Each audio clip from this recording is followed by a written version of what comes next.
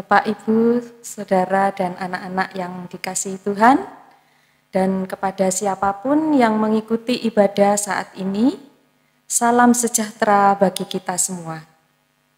Selamat berjumpa kembali dalam ibadah Minggu 2 Agustus tahun 2020 GKJW Jemaat Malang. Semoga Bapak, Ibu, Saudara, dan anak-anak dalam keadaan sehat dan penuh sukacita dalam pemeliharaan Tuhan. Ibadah kita hari ini merupakan ibadah minggu yang di dalamnya kita juga akan menerima sakramen perjamuan kudus pembangunan GKJW tahun 2020. Sakramen perjamuan kudus pembangunan GKJW adalah perjamuan kudus yang dibangun karena kesadaran bahwa Sang Pemersatu GKJW adalah Tuhan Yesus yang telah mengorbankan dirinya. Tuhan Yesus yang juga telah mengutus semua umat-Nya untuk bersaksi tentang kasih dan anugerah-Nya. Bapak, Ibu, Saudara, dan anak-anak yang dikasihi dan mengasihi Tuhan, ibadah saat ini akan dilayani oleh Bapak Pendeta Legal Hendriawan SAG. Mari kita fokuskan hati dan pikiran kita pada Tuhan, dan kita akan mengawali ibadah kita dengan memuji Tuhan dari Kidung Jemaat nomor 344, bait yang pertama dan kedua.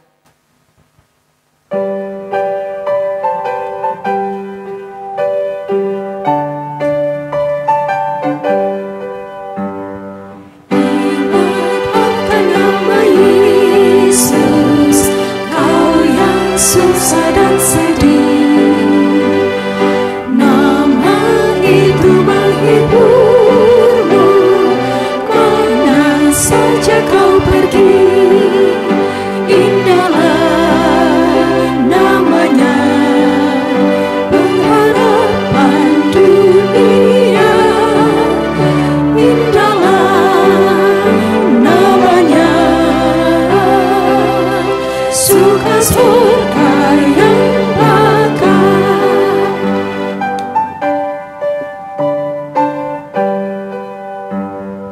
Bahwa nama Tuhan Yesus itulah perisaimu.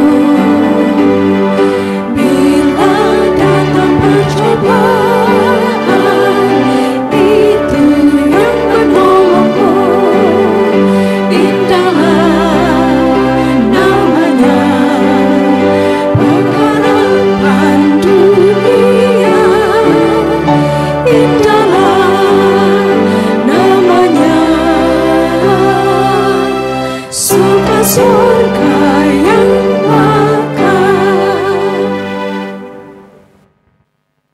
Bapak, Ibu, dan saudara-saudara yang dikasihi dan yang mengasihi Tuhan, tentu juga anak-anakku yang terkasih di dalam nama Tuhan Yesus, mari bersama-sama kita memasuki ibadah kita saat ini.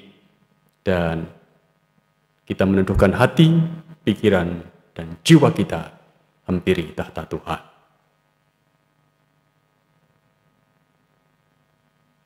Biarlah setiap kita mengaku,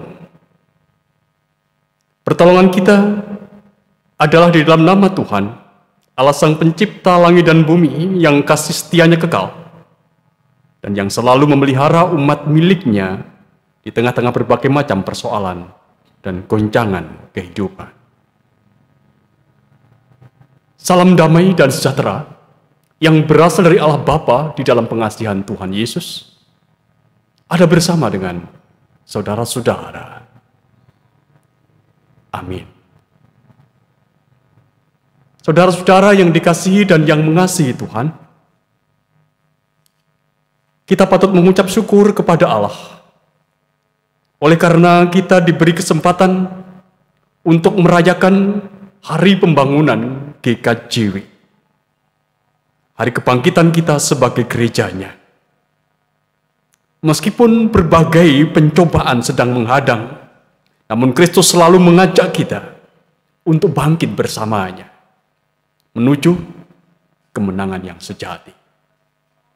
Sebagaimana Rasul Paulus yang memberikan kepada kita kesaksiannya. Pencobaan-pencobaan yang kamu alami ialah pencobaan-pencobaan biasa yang tidak melebihi kekuatan manusia. Sebab Allah setia dan karena itu Ia tidak akan membiarkan kamu dicobai melampaui kekuatanmu. Pada waktu kamu dicobai, Ia akan berikan kepadamu jalan keluar sehingga kamu dapat menanggungnya. 1 Korintus pasal 10 ayat yang ke-13. Biarkanlah apa yang disampaikan Rasul Paulus menyemangati kita menjadi jiwa atas peribadatan kita pada saat ini. Amin. Hitung jemaat 441 bait 1 dan bait yang ketiga.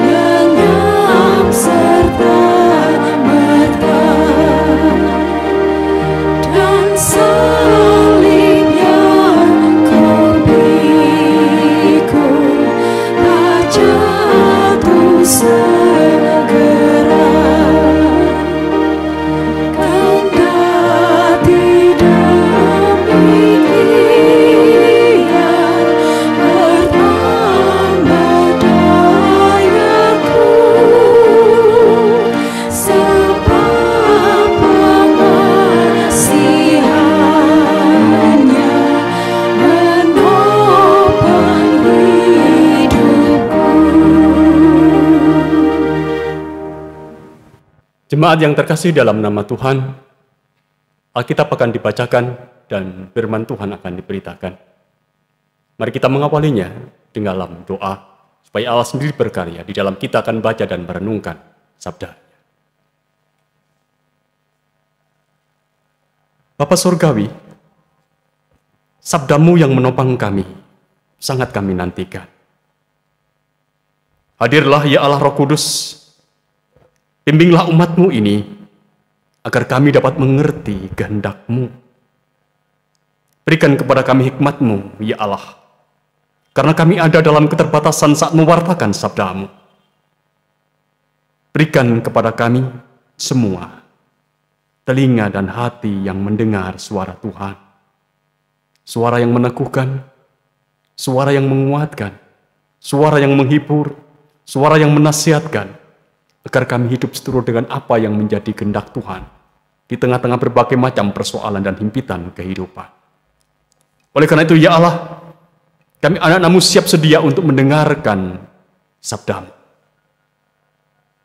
Hanya dalam nama Tuhan Yesus. Amin. Jemaat yang dikasihi dan yang mengasihi Tuhan, firman Tuhan yang akan kita renungkan bersama terambil dari Injil Matius bab 14 ayat 13 sampai 21 yang demikian bunyi firman-Nya. Yesus memberi makan 5.000 orang. Setelah Yesus mendengar berita itu, menyingkirlah Ia dari situ dan hendak mengasingkan diri dengan perahu ke tempat yang sunyi. Tetapi orang banyak mendengarnya dan mengikut dia dengan mengambil jalan darat dari kota-kota mereka. Ketika Yesus mendarat, ia melihat orang banyak yang besar jumlahnya. Maka tergeraklah hatinya oleh belas kasihan kepada mereka, dan ia menyembuhkan mereka yang sakit. Menjelang malam, murid-muridnya datang kepadanya dan berkata, "Tempat ini sunyi dan hari sudah mulai malam. Suruhlah orang-orang banyak itu pergi supaya mereka dapat membeli makanan di desa-desa."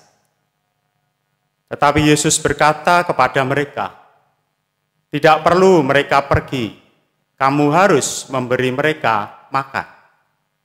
Jawab mereka, "Yang ada pada kami di sini hanya 5 roti dan 2 ikan." Yesus berkata, "Bawalah kemari kepadaku." Lalu disuruhnya orang banyak itu duduk di rumput, dan setelah diambilnya 5 roti dan 2 ikan itu, Yesus menengadah ke langit dan mengucap berkat. Lalu memecah-mecahkan roti itu dan memberikannya kepada murid-muridnya. Lalu murid-muridnya membagi-bagikannya kepada orang banyak. Dan mereka semuanya makan sampai kenyang. Kemudian orang mengumpulkan potongan-potongan roti yang sisa, 12 bakul penuh. Yang ikut makan kira-kira 5.000 laki-laki, tidak termasuk perempuan dan anak-anak. Demikian kesaksian firman Tuhan.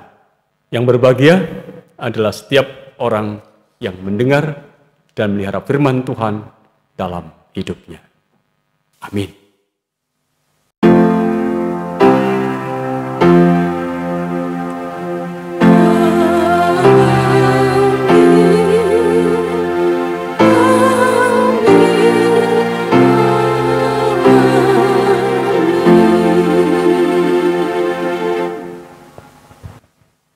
Bapak, Ibu, dan saudara-saudara, dan anak-anak yang dikasihi dan yang mengasihi Tuhan.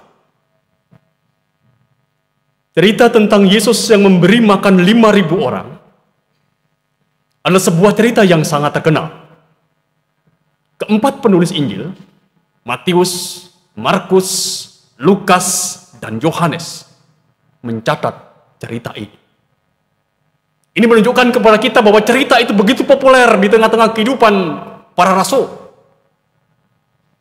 Meskipun kita mengakui perspektif, isi dan pesan dari cerita ini, dari setiap penulis Injil berbeda, iya. Tetapi cerita ini bersumber dari peristiwa yang sama, yaitu saat murid-murid mereka, yaitu saat murid-murid Yesus dan orang-orang banyak, yang pada saat itu berjumlah ribuan orang, mereka mengalami mukjizat Tuhan Yesus. Kisah ini berawal saat Yesus ingin menyendiri pergi ke tempat yang sunyi. Ia mengajak murid-muridnya untuk naik perahu dan pergi ke tempat yang sunyi. Tentu kita saudara-saudara, kalau Tuhan Yesus ingin melakukan itu berarti ia punya maksud, punya tujuan tertentu. Memang kita tidak mengerti sepenuhnya apa maksud Yesus ia ingin pergi menyendiri, mengasingkan diri ke tempat yang sunyi. Tetapi penulis Injil Matius menegaskan satu alasan yang jelas, yaitu karena ia mendengar peristiwa kematian Yohanes Pembaptis. Seperti ditulis dalam Injil Yohanes pasal 14, ayat 1 sampai ayat yang ke-12, dan kemudian ditegaskan dalam Injil Matius pasal 14 ayat yang ke-13 yang dikatakan kepada kita, setelah mendengar berita itu, menyingkirlah ia dari situ. Saudara-saudara, Nampaknya orang banyak tidak tahu mengapa Tuhan Yesus pergi. Tapi yang pasti mereka tahu kemana Yesus pergi. Entah siapa yang mulai bergerak. Tapi yang pasti kemudian banyak orang mengikuti dia. Mereka mengambil jalan lewat jalan darat. Sampai pada akhirnya kita mengetahui mereka lebih dahulu tiba di tempat di mana tempat itu adalah tempat yang dituju oleh Tuhan Yesus. Dan itu dinyatakan dengan jelas dalam ayat yang ke-14. Ketika Yesus mendarat, ia melihat orang banyak yang besar jumlahnya. Maka tergeraklah hatinya oleh belas kasihan kepada mereka, dan ia menyembuhkan mereka yang sakit. Saudara-saudara, ayat ini juga menegaskan kepada kita, Tuhan Yesus tidak menghindari perjumpaan itu. Ia tidak menghindari orang banyak yang ingin menjumpai dia. Meski sebenarnya, saudara-saudara, Yesus membutuhkan waktu untuk menyendiri. Sebenarnya ia tidak ingin diganggu oleh kehadiran banyak orang.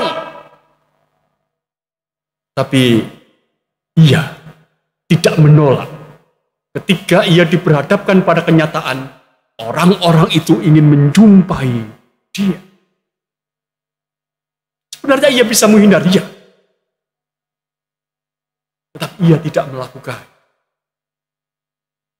Dan dalam belas pengasihannya yang besar, saudara-saudara, bersama dan disaksikan dengan murid-muridnya, ia melakukan perkara yang besar di tempat itu. Diberitakan kepada kita, ia menyembuhkan mereka yang sakit. Dalam ayat yang ke-14. Dan kemudian, yang kedua, ia memberi makan 5.000 orang. Dikatakan ada ayat yang ke-21, yang ikut makan kira-kira 5.000 laki-laki, tidak termasuk perempuan dan anak-anak. Itu artinya bahwa yang ikut makan lebih dari 5.000 orang, karena hanya disebutkan laki-laki, tidak termasuk perempuan dan anak-anak. Murid-murid Yesus, saudara-saudara, menyaksikan, mereka mengalami, mereka juga terlibat ketika Yesus menunjukkan kuasanya dengan membuat mujizat memberi makan 5.000 orang. Pertanyaannya, saudara-saudara, pengajaran apa yang mau diberikan kepada kita umatnya melalui cerita Yesus yang memberi makan 5.000 orang ini? Apa artinya bagi kita cerita ini? Paling tidak, saudara-saudara, saya melihat 3 pengajaran penting yang disampaikan kepada kita melalui cerita ini. Yang pertama, saudara-saudara, cerita ini mengajarkan kepada kita, kalau kita ini ada bersama dan hidup bersama dengan Tuhan Yesus, maka kita tidak bisa berdalih untuk tidak melayani. Ini pengajaran pertama. Jadi kalau kita ada dan hidup bersama dengan Tuhan Yesus, maka kita tidak bisa berdalih untuk tidak melayani Dia. Itu artinya kita harus melayani. Mari bayangkanlah situasi yang dihadapi oleh para murid Yesus pada saat itu. Mereka itu ada di tempat itu bersama-sama dengan Tuhan Yesus. Yesus ada di tengah-tengah mereka. Yesus dekat dengan mereka. Tapi kenyataannya, saudara-saudara, mereka mencoba menghindari tanggung jawab pelayanan. Apa alasannya? Ayat yang ke-15 menegaskan kepada kita, saudara-saudara, mereka berdalih untuk menghindari pelayanannya. Yang pertama, mereka berdalih karena sumber daya yang terbatas. Tempat ini sunyi. Katakan kepada kita, suruhlah orang banyak itu pergi, supaya mereka dapat memberi makan desa-desa. Tempat ini sunyi. Tempat ini tidak ada apa-apa. Tempat ini tidak ada sumber daya yang mendukung supaya mereka bisa makan. Tidak ada. Mereka berdalih tempat ini sunyi. Mereka juga berdalih, waktu kita begitu terbatas. Kita tidak punya waktu untuk memikirkan mereka. Hari sudah mulai malam. Hari sudah mulai malam. Kita tidak punya waktu lagi untuk memikirkan mereka yang banyak ini. Mereka juga berdalih karena pikiran-pikiran mereka yang terbatas. Yang ada pada kami itu hanya 5 roti dan 2 ikan. Saudara-saudara, untuk mereka yang mau menghindari tugas dan tanggung jawab pelayanan itu, Yesus mengatakan dengan jelas di dalam ayat yang ke-16. Tapi Yesus berkata kepada mereka, tidak perlu mereka pergi, kamu harus memberi mereka makan. Kamu harus memberi mereka makan. Artinya, kamu harus berbelas kasih kepada mereka yang lapar. Kamu harus melakukan sesuatu untuk mereka yang lapar. Kamu jangan diam. Lakukanlah sesuatu untuk mereka. Saudara-saudara, kita menghayati di dalam kehidupan kita. Betapa sering kita ini merasa dekat dengan Tuhan. Kita merasa dekat dengan Tuhan Yesus. Kita berdoa, hadirlah ya Tuhan dalam hidupku. Aku menghampiri tahta-Mu. Aku bersimpuh di hadirat-Mu. Ungkapan-ungkapan yang memberikan gambaran kepada kita bahwa kita ini ada dalam kedekatan dengan Tuhan. Sering pula saudara-saudara kita mengakui, walaupun kita dekat dengan Tuhan, bukankah kita juga sering menghindar dari tugas pelayanan kita dalam kehidupan kita? Bukan kita juga sering berdalih, saya tidak punya waktu untuk melayani. Saya tidak punya apa-apa untuk saya berikan kepada orang lain, apalagi untuk Tuhan. Saya tidak punya potensi apa-apa untuk bisa melayani mereka. Untuk kita yang seperti itu, saudara-saudara, mari dengarkanlah Yesus yang berucap kepada murid-muridnya dan juga berucap kepada kita semua. Kamu harus memberi mereka. Kamu harus melakukan sesuatu untuk kehidupan. Bapak, Ibu, dan saudara-saudara yang dikasihi dan yang mengasihi Tuhan. Di hari pelaksanaan perjamuan kudus pembangunan GKJW, ingatlah bahwa Allah itu telah menolong GKJW. Allah itulah berbelas kasih kepada GKJW. Kita telah mengalami pertolongan Allah dan belas pengasihannya. Kita yang telah mengalami itu, saudara-saudara, mari kita ingat, Dia menetapkan kita supaya kita juga mau menolong. Yang kamu harus memberi mereka makan. Oleh karena itu, saudara-saudara, mari kita menghidup persekutuan kita di tingkat jemaat, daerah, ataupun juga di majelis agung dengan belas pengasihan yang besar untuk mau menolong, memberi. Lihatlah, perhatikanlah, 5.000 orang menanti uluran tangan kita. Artinya, banyak orang menanti uluran tangan kita. Kamu harus memberi mereka makan. Dan sekali lagi, saudara-saudara, kita tidak bisa berdalih. Karena Ia dekat dengan kita, Ia ada di tengah-tengah kita, Ia ada bersama kita. Itu pengajaran pertama yang disampaikan kepada kita melalui cerita ini. Pengajaran kedua, saudara-saudara. Kalau kita ada bersama dan hidup bersama dengan Yesus, itu berarti kita mau menyadari keterbatasan diri kita dan membawa keterbatasan itu kepada Allah. Kita tahu, saudara-saudara, perintah Yesus kepada murid-muridnya, kamu harus memberi mereka makan. Itu adalah sebuah perintah yang membingungkan murid-murid Tuhan Yesus pada saat itu. Tapi sekaligus juga menyadarkan mereka bahwa mereka itu adalah pribadi-pribadi yang terbatas. Membingungkan, tapi juga menyadarkan mereka. Mereka tak mampu melakukan pertolongan kepada mereka itu sendiri.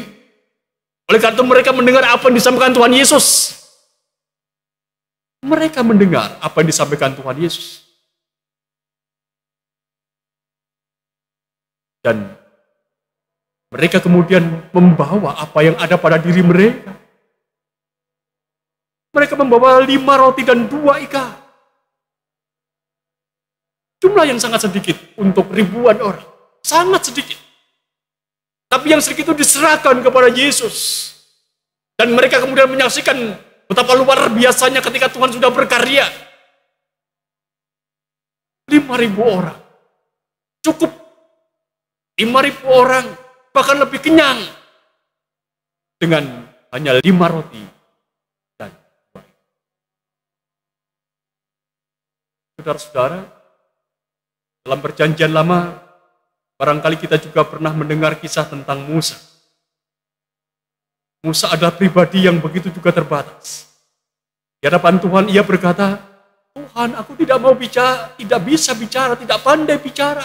Demikian diungkapkan kepada kita. Tuhan, aku tidak pandai bicara.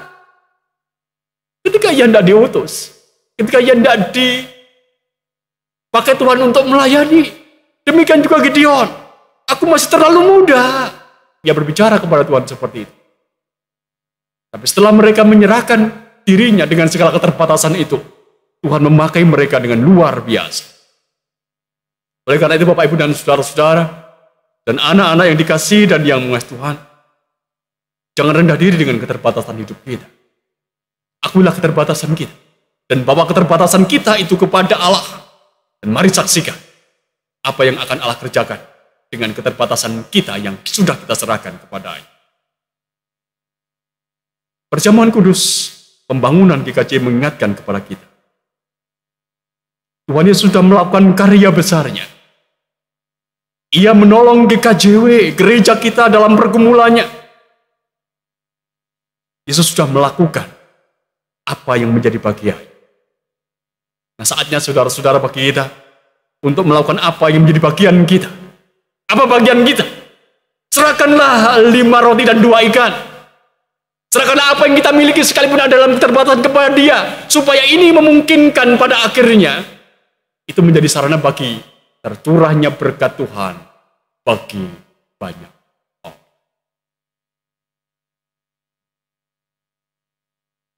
Pengajaran ketiga, saudara-saudara, yang ingin disampaikan kepada kita dari cerita ini.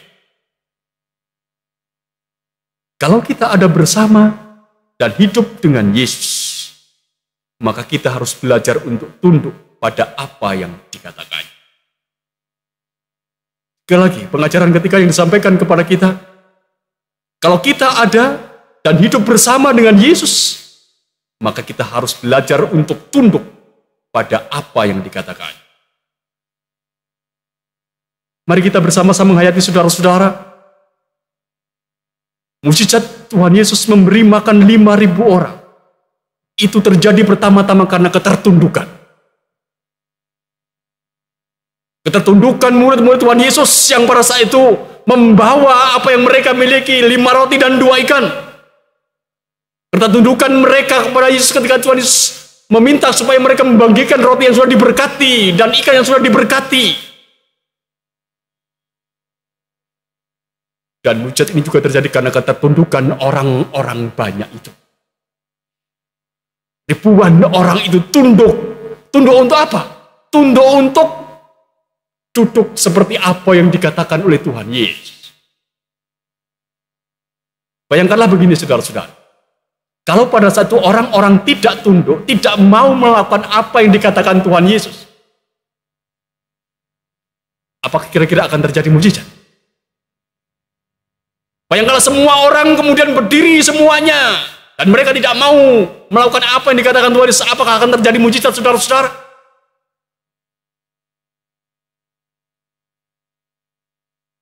Cerita ini hanya mengatakan kepada kita, mereka tunduk di bawah perintah Yesus.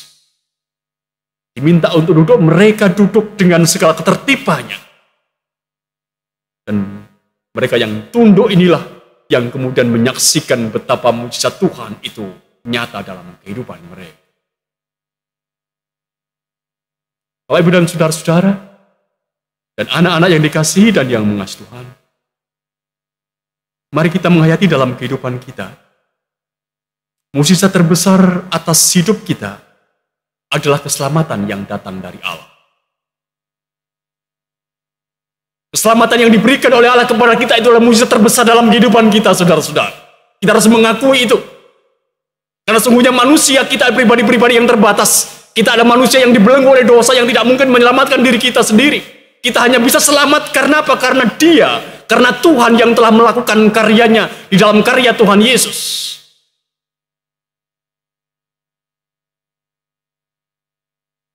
Keselamatan ini kita hayati sebagai mukjizat. Mukjizat terbesar atas kehidupan kita adalah keselamatan yang dari. Dan mari kita ingat selalu, mukjizat ini ada karena ketertundukan. Ketertundukan siapa?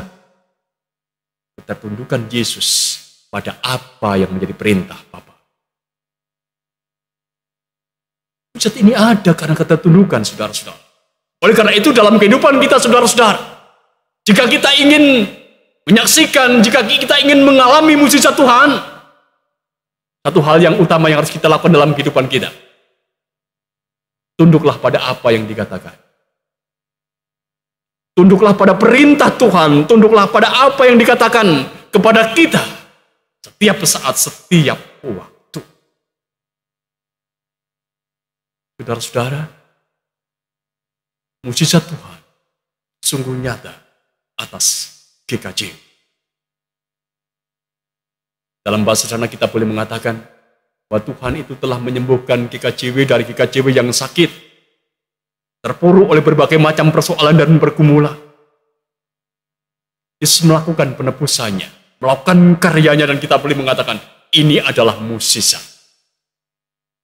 Mukjizat Tuhan atas gereja kita, atas persekutuan kita. Oleh karena itu, kita merayakannya. Dengan apa? Dengan perjamuannya.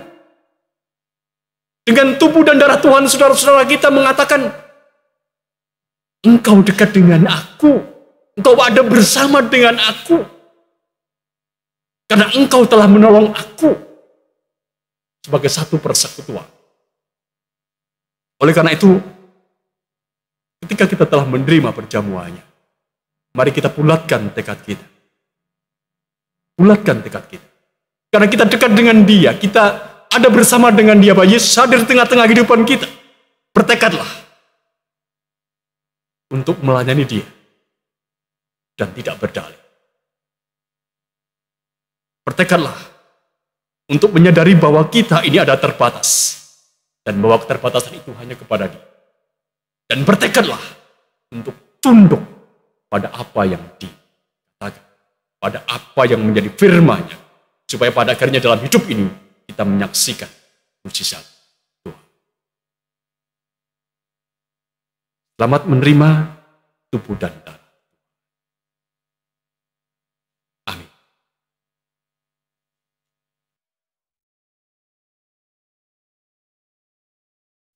Kita mengambil saat teduh.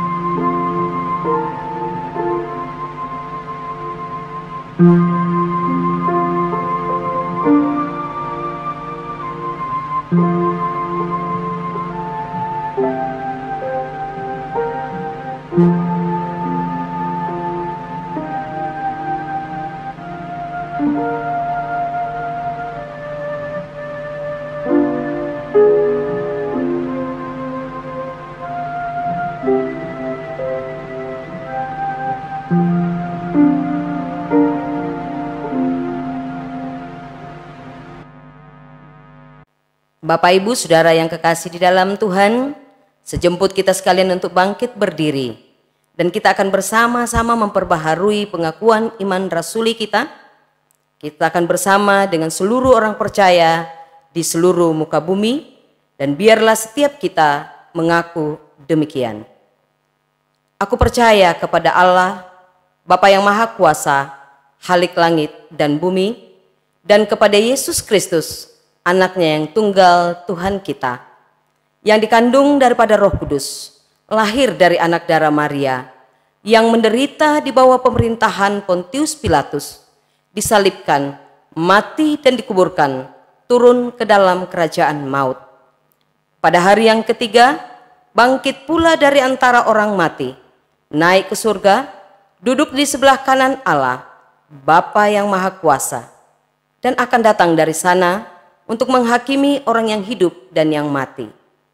Aku percaya kepada Roh Kudus, gereja yang kudus dan am, persekutuan orang kudus, pengampunan dosa, kebangkitan daging, dan hidup yang kekal. Amin. Jemaat dipersilakan duduk. Bapak, Ibu, dan saudara-saudara yang dikasihi dan yang mengasihi Tuhan, saatnya kita akan masuk pada perjamuan kudus yang Tuhan sediakan bagi kita. Kita diingatkan dalam sidang Majelis Agung pertama setelah kemerdekaan, yaitu pada hari Selasa tanggal 6 Agustus 1946,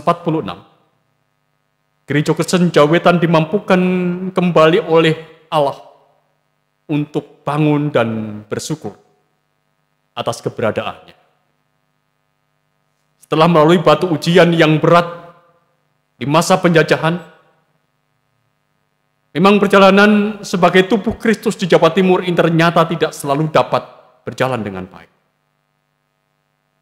Ada saat-saat di mana umat Kristen kehilangan kesetiaan dan cinta kasih mereka, baik terhadap Tuhan maupun terhadap gerejanya. Namun patutlah disyukuri bahwa kemudian batu ujian itu telah berhasil dilampaui Tuhan sendiri, yang telah berkenan membangun kembali Gereja Kristen Jawa Wetan dan memimpin perjalanan gerejanya menuju kematangan dan kedewasaan. Maka sekarang saudara-saudara, marilah kita ungkapkan syukur kita dalam wujud memenuhi undangan Tuhan untuk bersekutu dengan tubuh dan darahnya.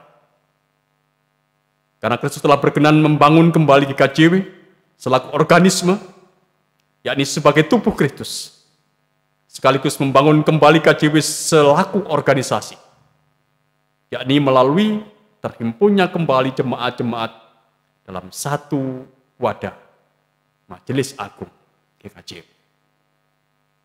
Hanya melalui kesetiaan jemaat-jemaat se-GKJW ditata kembali, baik dalam persekutuan maupun dalam organisasi. Kembali kita agungkan Tuhan, hitung jemaat nomor 412 bait yang pertama.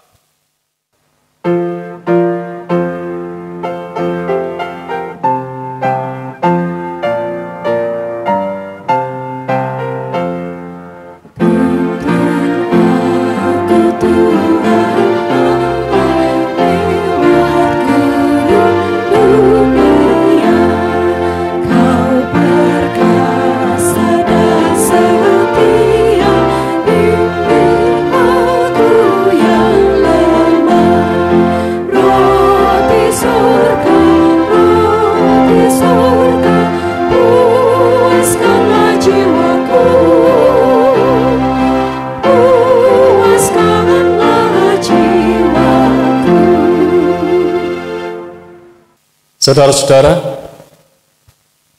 saat ini marilah kita datang menghampiri meja perjamuan untuk menerima anugerah Allah yang telah dinyatakan kepada kita melalui hari pembangunan GKJW.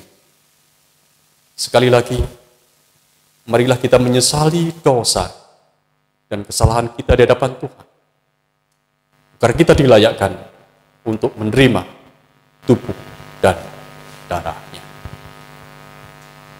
Itu cuma 35 bait yang pertama.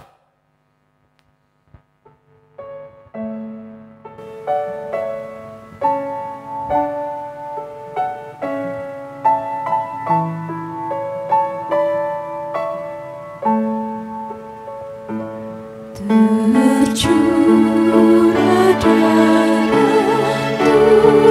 Tuhanku di bukit Golgota,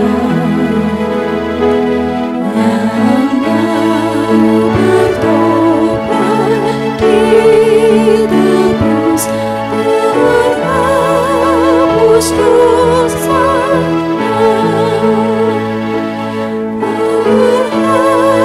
Terhapus dosanya,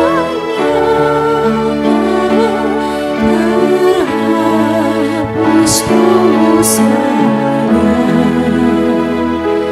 yang mau bertobat ditebus terhapus dosanya.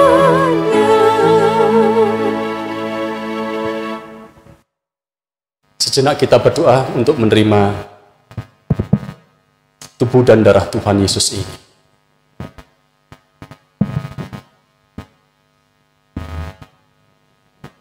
Anak domba Allah yang menghapus dosa dunia, kami datang menghampiri hadirat-Mu. Layakkanlah kami untuk menerima tubuh dan darah. Kudus, kudus, kuduslah Tuhan. Amin.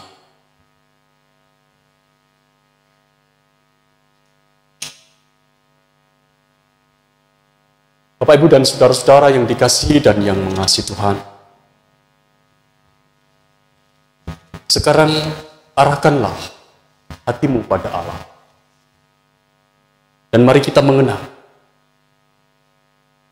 ketika Tuhan Yesus membangun perjamuan Paskah bersama dengan para murid-Nya. Tuhan Yesus mengambil roti, Ia mengucap berkat, kemudian Ia memotong roti itu.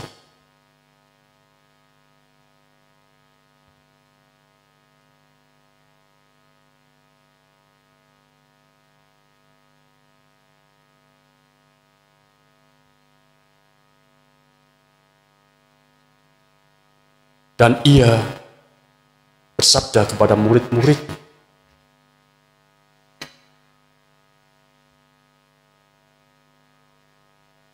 inilah tubuhku yang dipecah-pecahkan bagi kamu demi pengampunan dosamu. Perbuatlah ini menjadi peringatan akan kematian dan kebangkitan dan pengharapan akan kedatangan. Terimalah.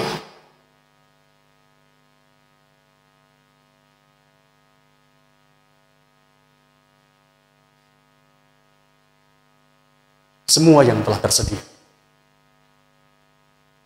Makan.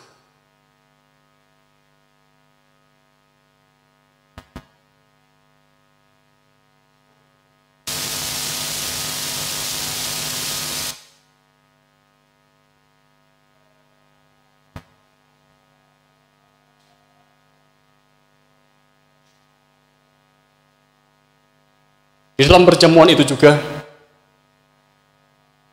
Tuhan Yesus menuangkan anggur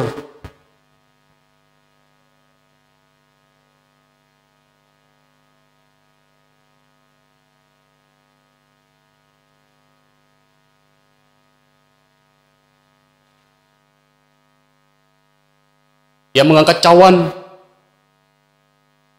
dan bersabda kepada murid-muridnya,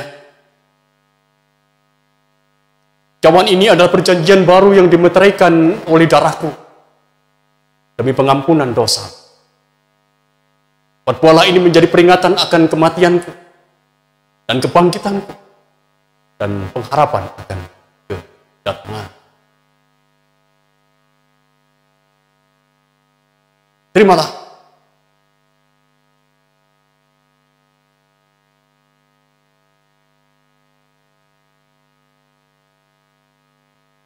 Semua telah tersedia. Maka sekarang minumlah.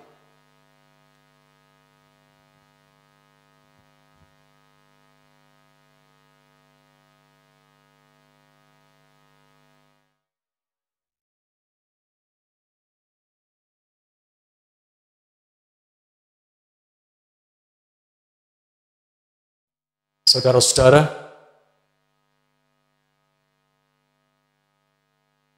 perjamuan kudus sudah boleh kita laksanakan. Kita telah menerima tubuh dan darah Tuhan Yesus. Marilah kita undur dari meja perjamuan Tuhan ini dengan sukacita, sambil mengingat apa yang disampaikan kepada kita oleh Rasul Paulus.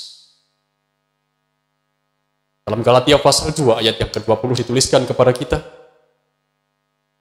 aku hidup, tapi bukan lagi aku sendiri yang hidup, melainkan Kristus yang hidup di dalam aku. Dan hidupku yang kuhidupi sekarang di dalam daging adalah hidup oleh iman dalam Anak Allah yang telah mengasihi aku dan menyerahkan diri.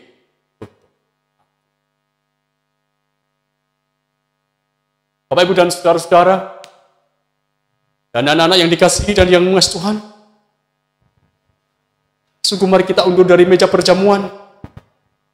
Kita angkat satu pujian dari Kidung Jemaat nomor 439. Bait 1 dan bait yang kedua. Bersamaan dengan itu kita akan memberikan persembahan kepada Tuhan. Persembahan minggu dan juga persembahan syukur kita atas perjamuan yang boleh kita terima. Bila topan keras melanda,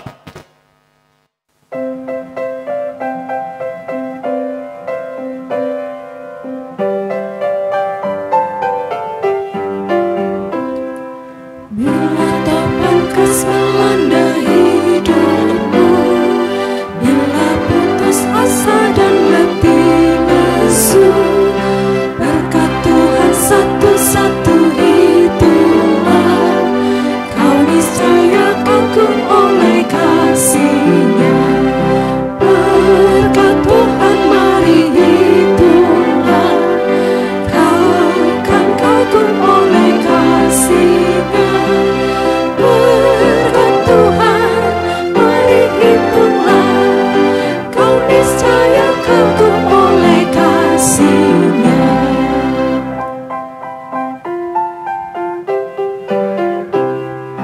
Adakah beban membuat kau benar? Salib yang kau pikul menekan berat.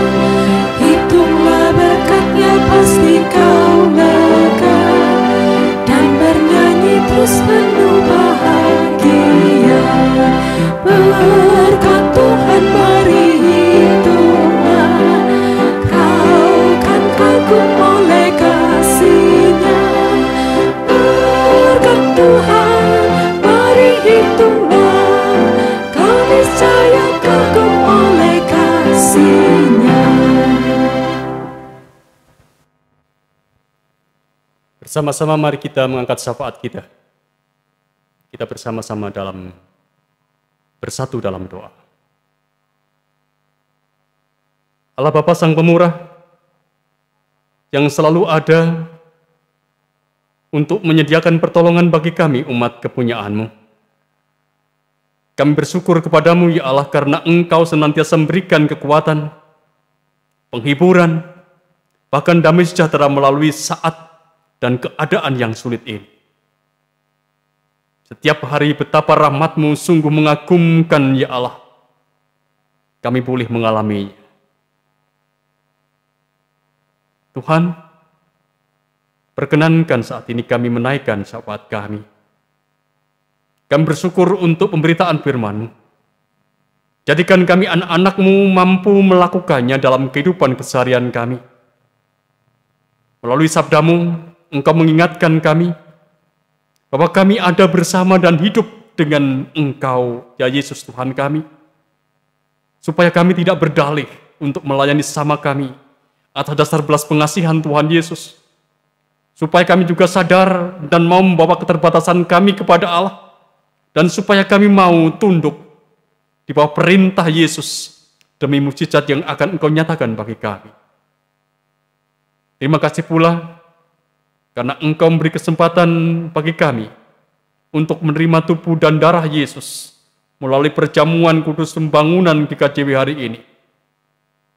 Buatlah diri kami semakin mampu menghayati akan arti pengorbanan-Mu bagi hidup gereja-Mu, bagi hidup persekutuan kami. Kami berdoa bagi para pemimpin negeri kami, ya Tuhan. Berikan hikmat dan kebijaksanaan. Biarlah Roh Kudus menolong mereka ketika mereka mengambil keputusan, ketika mereka melakukan pekerjaan, supaya mereka hanya ada dalam tuntunan Tuhan saja. Sehingga apapun yang dilakukannya tetap menjadi sumber damai sejahtera bagi kehidupan kami yang menjadi bagian dari negeri ini. Untuk setiap gereja Tuhan di atas muka bumi ini, Kau tahu, ya Tuhan, gereja-Mu ada dalam keterbatasan, gereja-Mu ada dalam ketidakberdayaan. Tapi kami percaya bahwa Roh Kudus akan senantiasa menaungi kami, berikan kepada kami roh kesatuan, sehingga gereja Tuhan tetaplah menjadi satu dan tidak terpecah belah. Sehingga kami sungguh-sungguh menghayati Engkau adalah Allah yang persatukan kami, meskipun kami ada dalam situasi kehidupan yang sulit. Kami juga berdoa pada saat ini untuk setiap keluarga yang bergumul dengan kehidupan keseharian. Mereka yang bergumul dengan relasi yang tidak harmonis, bergumul dengan masalah finansial, bergumul dengan masalah kesehatan, kelemahan, ketakutan, kecemasan. Tuhan, kiranya kasih-Mu merangkul mereka. Kasih-Mu merangkul kami semua, sehingga kami tetap boleh beriman, meski situasi kehidupan mengkhawatirkan kami. Berkatilah semua umat-Mu melalui setiap pekerjaan yang dilakukannya, sehingga semua umat-Mu boleh mengatakan cukup berkat-Mu atas kehidupan mereka. Bahkan mereka boleh berbagi karena merasa cukup berkat dan rahmat-Mu. Persembahan yang telah kami himpun pada saat ini, persembahan minggu ataupun juga persembahan syukur, perjamuan kudus, Tuhan berkatinya, Tuhan menyucikannya. Pakailah persembahan ini demi kemuliaan nama-Mu melalui kehidupan panjang yang ada di jemaat Tuhan.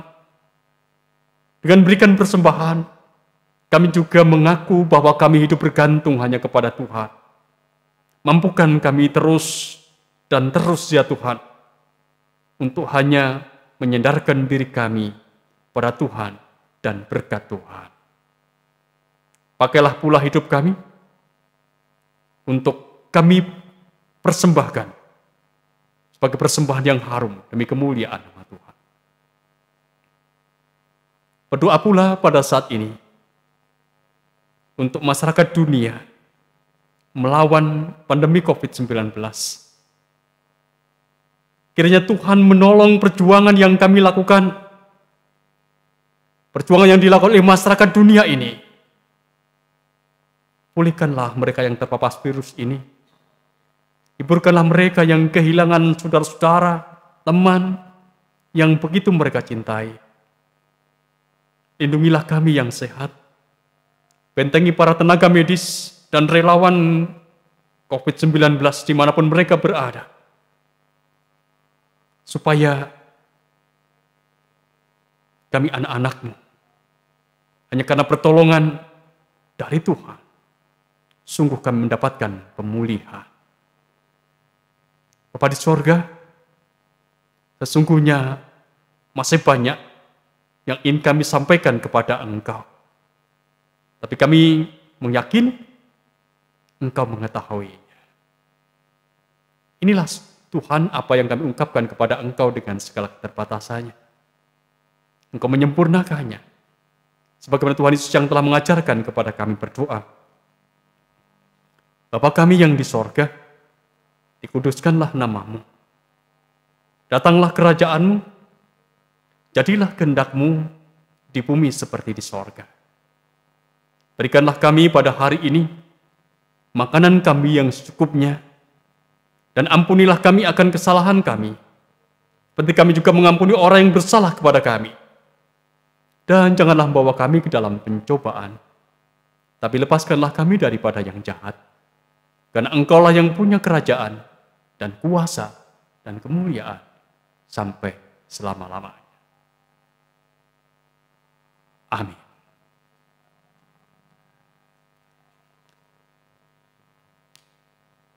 Bapak, Ibu, dan saudara-saudara yang dikasihi dan yang mengasihi Tuhan, sekarang pergilah dalam damai sejahtera Tuhan. Saling layanilah antara satu dengan yang lain dalam kasih. Dan ingatlah selalu firman Tuhan. Bangkitlah bersama-sama dengan Kristus dan ikutlah menikmati kemenangan bersamanya. Percayalah bahwa Tuhan Yesus menyertai saudara-saudara. Ia menyertai kita. Hitung jemaat 440 bait yang pertama.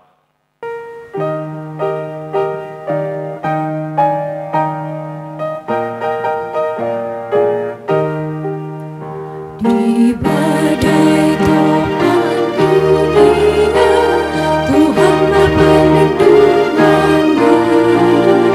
Kendati goncang semesta, Tuhanlah perlindunganmu. Ya Yesus, umatmu di dunia, di dunia, di dunia. Ya Yesus, umatmu di dunia, tempat berlindung yang teguh. Terimalah berkat Allah melalui hambanya. Allah Bapa sumber segala anugerah. Tuhan Yesus sumber segala kasih karunia. Dan Roh Kudus sumber segala penghiburan. Senantiasa menyertai, memberkati, dan mendewasakan saudara-saudara sekalian. Kini dan selamanya. Amin.